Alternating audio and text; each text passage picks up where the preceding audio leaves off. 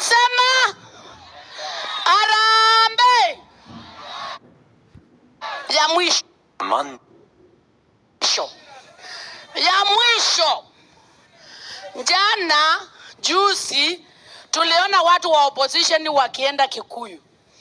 Tukaona watu wamepatwa na woga. Wanachapa kila mtu, hata Monday. Hata yule alikuwa anaenda soko.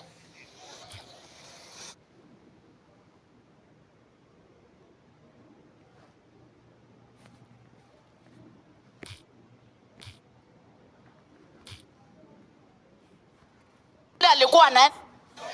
Kwa nini tunasema one term? Kwacha ni waulize. Ukiona mtu ananyima wa mama hata ile karai mtu akizaa, unaweza sema huyo ni mtu wa aina gani? Uhuru alikuja akapatia wa mama kitu inaitwa linda mama. Mama akizaa anapatiwa mbesen, anapatiwa towel, alafu anawekewa net. Sasa tumepata wakora, hata karai ya kuoshia mtoto wanaona ni gharama.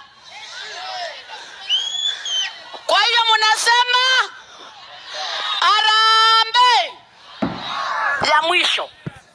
Ya mwisho. Jana juzi tuliona watu wa opposition wakienda Kikuyu. Tukaona watu wamepatwa na woga. Wanachapa kila mtu, hata yule alikuwa anaenda soko. Na ndio ningependa kusemea hapa kwa hadharani. Hii Kenya ni yetu sisi wote. Watu wa UDA waache kujitanganya, hii nchi ni yao. Hii nchi ni yetu sisi wote. Na ile pesa tumika Kenya ni koti ya sisi wote. Si ni kwa hivyo?